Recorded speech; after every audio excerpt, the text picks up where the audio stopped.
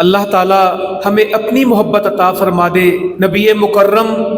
محمد مصطفیٰ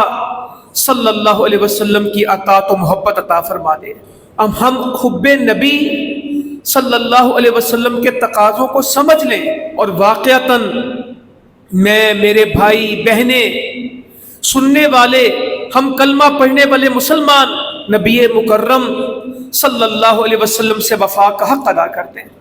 اور اتنی محبت آپ سے ہو جائے، اتنا تعلق آپ سے بن جائے، اتنا لگاؤ آپ سے ہو کہ آپ کا حکم ماننا آسان ہو جائے، آپ ہمارے دلوں میں گھر کر جائیں۔ جب میں نے پچھلے جمعے میں بھی کہا، جب محبت ہوتی تو بات تبھی مانی جاتی ہے۔ جو پسند ہوتا ہے اس کے طریقے بھی پسند ہوتے ہیں، پھر اس کا کھانا بھی پسند آ جاتا ہے، اس کا پہننا بھی پسند آ جاتا ہے، اس کے شب و روز پسند آ جاتے ہیں۔ پھر بندہ زندگی کے ایک ایک پہلو میں تلاش کرتا ہے کہ یہاں کیا کرنا ہے، یہاں کیا کرنا ہے، اس وقت میں کیا کیا گیا تھا۔ پھر وہ شخص حدیثیں پڑھتا ہے، پھر وہ شخص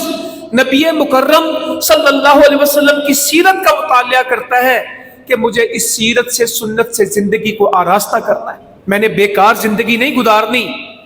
میں نے بے مقصد زندگی نہیں گزارنی، میں نے نبی مکرم صلی اللہ علیہ وسلم کے مطابق زندگی گزارنی۔